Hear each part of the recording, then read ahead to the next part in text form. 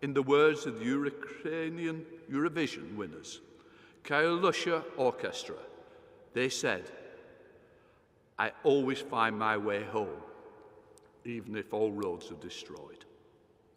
Fighting for a country is not simply fighting for territory. It is a fight for home and for an ideal. The endurance of the people of Ukraine, honours those ideals. Their refusal to allow war to destroy their humanity honours their ideals.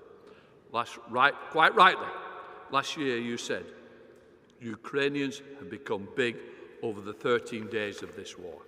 You have become even bigger in your determination, not just to fight for your country, but to stand by the ideals you are fighting for.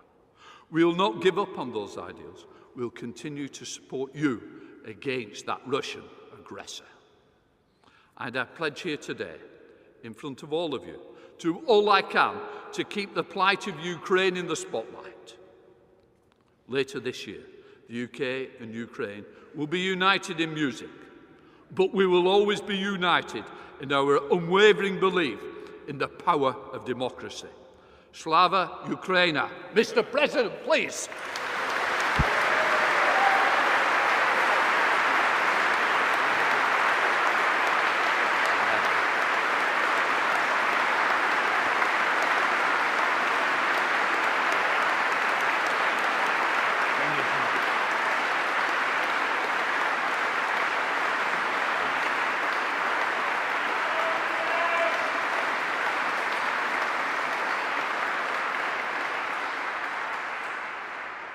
Thank you so much. Thank you. The people of the United Kingdom and their honourable representatives, all the people of England and Scotland, of Wales and Northern Ireland, of all the lands which have been home to brave souls since Europe came into existence.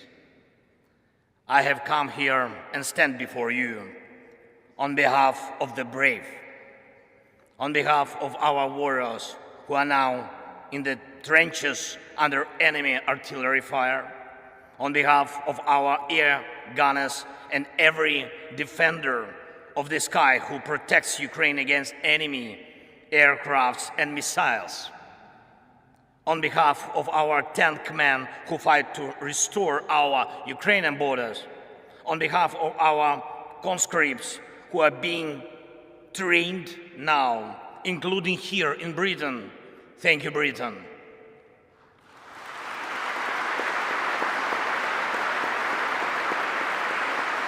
And who will be then deployed to the front line, skilled, equipped, and eager to win. On behalf of every father and every mother who are waiting for their brave sons and brave daughters back home from the war. Mr. Speaker, you may, I think, well remember as roughly more than 2 years ago, we met with you here in Parliament. Great honor was for me. And I remember we enjoyed tea. We talked, of course. We talked a lot about our people and about our countries, about the British and Ukrainian political traditions. Mr. Prime Minister Rishi, when we had our meeting earlier today, and I said to you that I would tell a story in my address to the Parliament, and a story about my feelings on my first visit to London as President in autumn 2020. The program was packed. Royal Highnesses William and Catherine and Buckingham Palace and aircraft carrier of the Royal Navy, the Westminster, of course, Downing Street, and of course, the war rooms. And there is an armchair in the war room, the famous Churchill's armchair, and a guide smiled and offered me to sit down on this armchair from which war orders had been given. And he asked me, how did I feel? And I said that I certainly felt something. But it is only now that I know what the feeling was. And all Ukrainians know it perfectly well too. It is the feeling of how bravery takes you through the most unimaginable hardships to finally reward you with victory.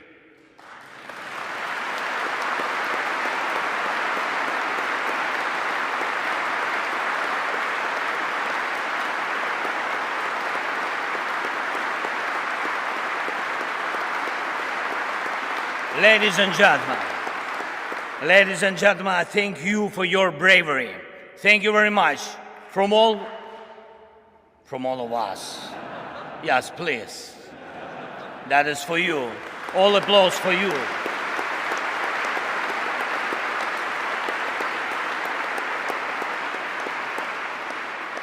London has stood with Kiev since day one. From the first seconds and minutes of the full-scale war, Great Britain, you extended your helping hand when the world had not yet come to understand how to react. Boris, you got others united when it seemed absolutely impossible. Thank you.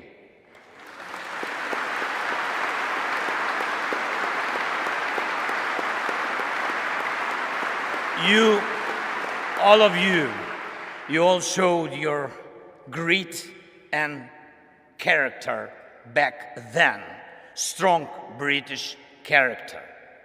You didn't compromise Ukraine, and hence you didn't compromise your ideals, and thus you didn't compromise the spirit of these great islands. Thank you very much.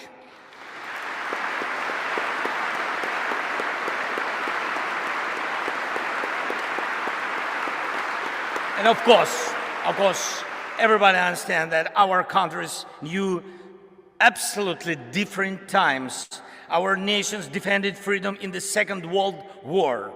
The Iron Curtain divided us. Our people went through crisis and growth, through inflation and periods of social losses and social gains. It was tough, but we always found strength and stamina to move ahead and achieve results. This is the bedrock of our land and your traditions. Ukrainians and Brits defeated the fear of war and had the time to enjoy peace. No matter what we encountered on different stages of our and your formidable history, and you and us and the whole mankind achieved similar result. Evil lost.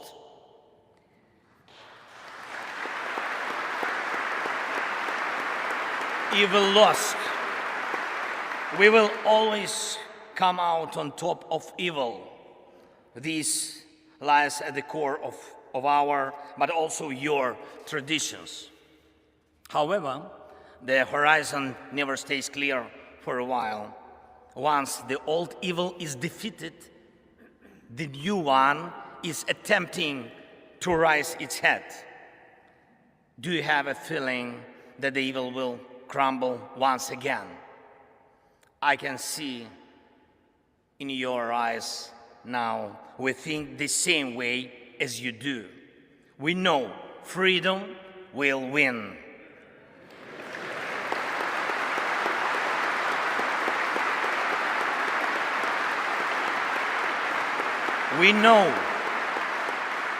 We know Russia will lose. And we really know the victory will change the world. And this will be a change that the world has long needed. The United Kingdom is marching with us towards the most important victory of our lifetime. It will be a victory over the very idea of the war. After we win together, any aggressor, it doesn't matter, big or small, will know what awaits him if he attacks international order. Any aggressor who will try to push the boundaries by force, who will inflict destruction and death on other peoples, who will try to endure his dictatorship at the expense of other people's blood in criminal and unprovoked wars, as the Kremlin does. Any aggressor is going to lose.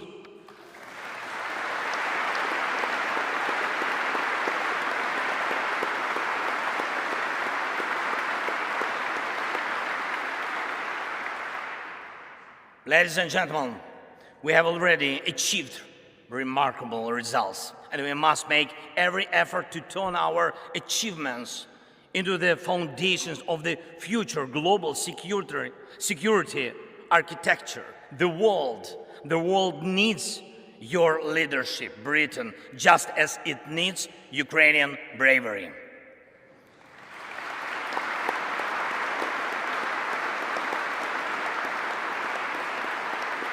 When the full-scale invasion began,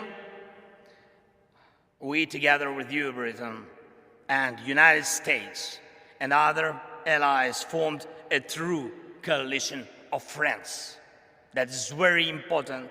You were among those very few who had helped before the large-scale invasion began, exactly as it will be necessary every time in the future to prevent aggression from happening. Your help was preventive. We must take these principles of preventive aid to those who are threatened with aggression, and preventive sanctions against those who threaten aggression as basic principles of the world anti-war policy. We created a coalition of NLAW. Thank you. Of NLAW and Javelin that stopped the advance of the Russian army from the first day of the invasion.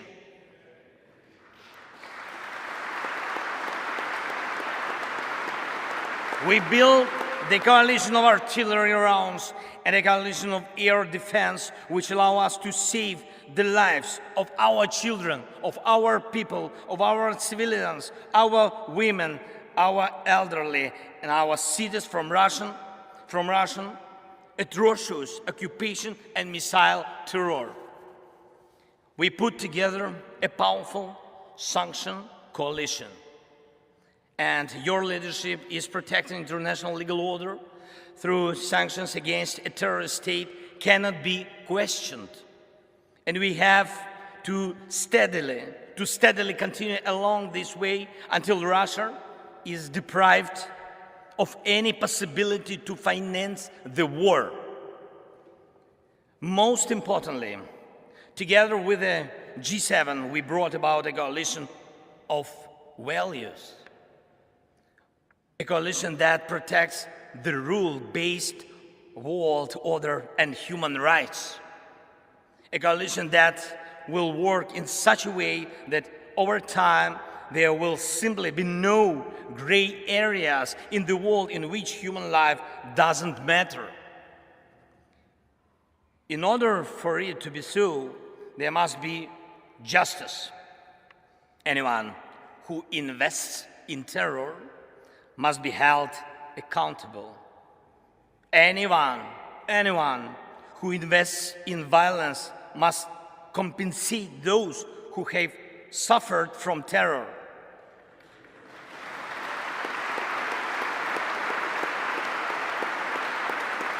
terror, aggression, or other forms of state violence. Our proposals for the creation of a special tribunal for the crime of Russian aggression against Ukraine and special compensation mechanism which will compensate war losses at the expense of Russian assets are based on such principles. Justice is one of 10 elements of the peace formula proposed by Ukraine and supported by Britain. I thank you for your readiness to invoke the formula. Thank you, Prime Minister. Thank you very much.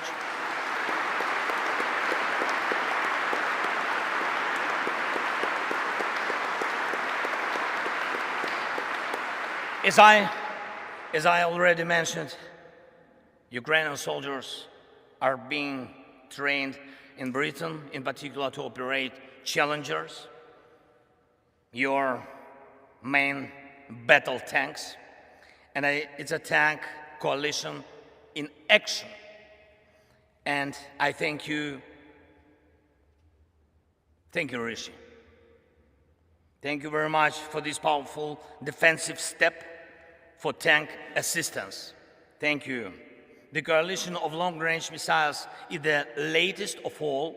It will allow us to make the evil completely retreat from our country by destroying its headways deep in the occupied territories. And it's not just, I'm not speaking just about weapons. We proved together that the world truly helps those who are brave in defending freedom and thus paves the way for a new history. A history of the world that knows how to be quick in help, who knows how to be effective in defense, who knows how to remain principled in dark hours, who implements its treaties and arrangements in good faith, who does not allow perpetrators to enjoy immunity, who knows how to overcome veto when it's abused, who knows no fear, and who knows how to win. This shall be the new reality of the free world, I'm sure.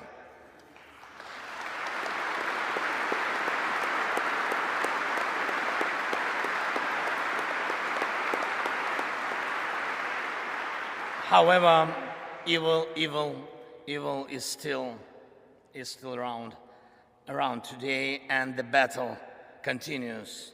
Yes, we know how it's going to end and how we are going to feel on the day victory comes.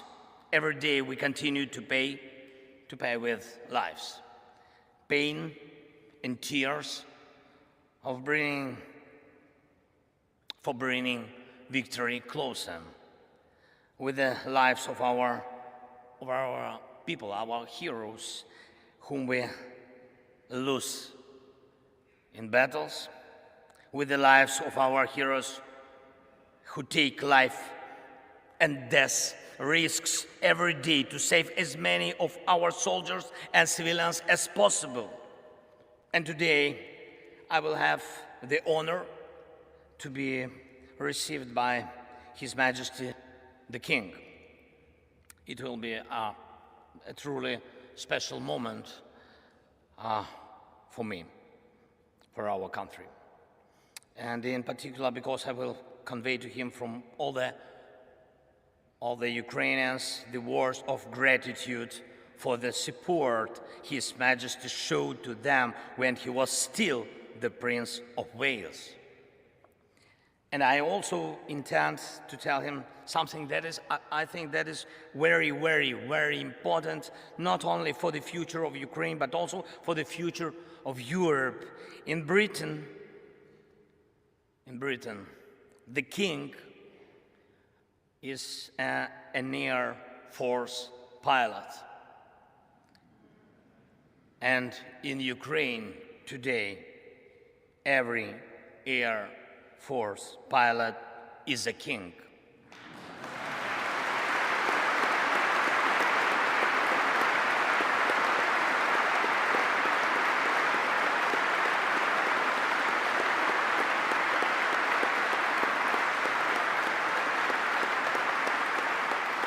For us, just for us, for our families.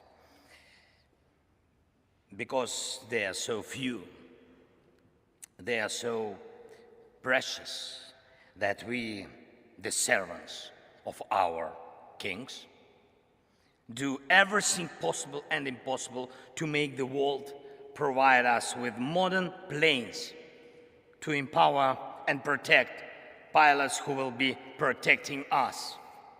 And I'm proud of our Air Force. And I brought a present from them to you, Great Britain. Yes, please, open please. Yes. Yes. To the speaker. Yes, speaker.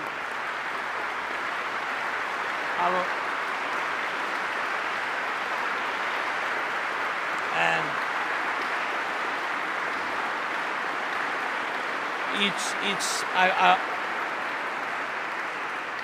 I will explain. It's the helmet of a real Ukrainian pilot. He is one of our most successful aces, and he's one of our kings. And the writing on the helmet reads, "We have freedom, give us wings to protect it."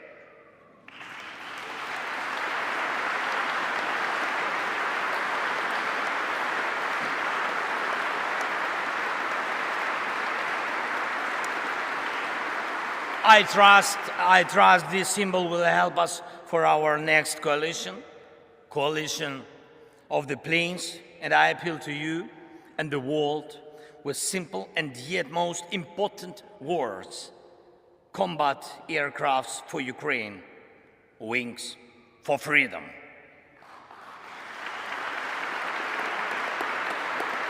Great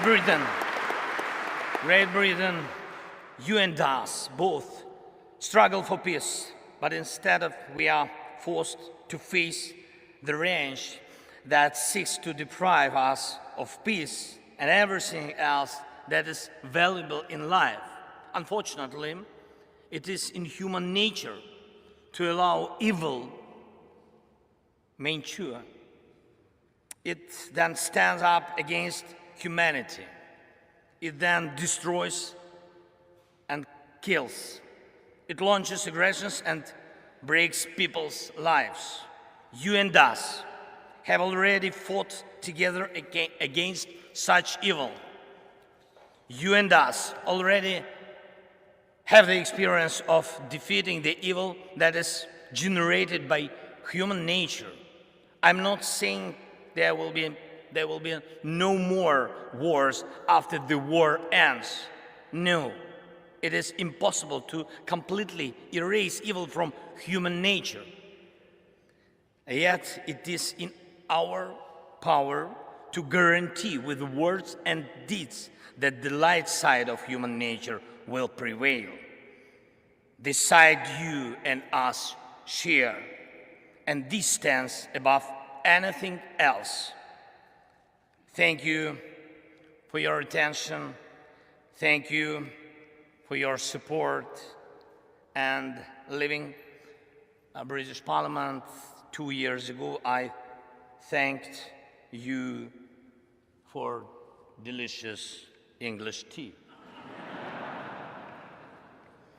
And I will be leaving the Parliament today, thanking all of you in advance for powerful English planes.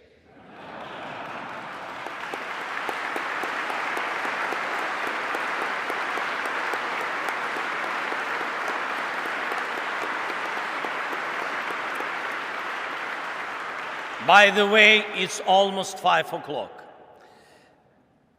God bless Great Britain and long live the King. Slava Ukraini!